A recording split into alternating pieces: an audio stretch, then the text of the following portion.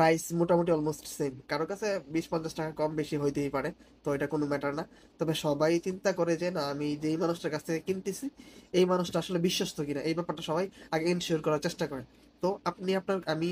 সবসময় এই ব্যাপারটা বলি, আপনি ফিজিক্যাল প্রোডাক্ট সেল করেন বা ডিজিটাল প্রোডাক্ট সেল করেন বা আপনি যে কোনো সার্ভিস সেল করেন, এনিথিং আপনি সেল করেন, তো সেই ক্ষেত্রে সবচেয়ে বেশি ইম্পর্টেন্ট ব্যাপার হয়েছে আপনার কন্টেন্টের মধ্যে আপনি ওই জিনিসটা কাস্টমারকে বোঝানোর চেষ্টা করেন যে না, সে আপনার কাছ থেকেই প্রোডাক্টটা কিনতেছে এবং আপনি একজন বিশ্বস্ত পার্সন, এবং আপনি যেই প্রোডাক্টটা তাকে দেওয়ার প্রতিশ্রুতি দিতেছেন, সে সেম সেই প্রোডাক্টটাই পাবে। এই জিনিসটা যখন আপনি কাস্টমারকে বোঝাতে পারবেন, তখনই কাস্টমার আপনার কাছ থেকে ওই সার্ভিস বা টুলস বা প্রোডাক্টটা পারচেস করবে। তো এই ব্যাপারটা সবসময় খেয়াল রাখবেন, মানে যত যাই হোক, ফেসবুক অ্যাডস বলেন বা টিকটক অ্যাডস, যত কিছুই হোক, ওই অ্যাডগুলা মানে তখনই কাজ করবে যখন আপনার কন্টেন্টের মধ্যে এই ব্যাপারগুলো তুলে ধরতে পারবে।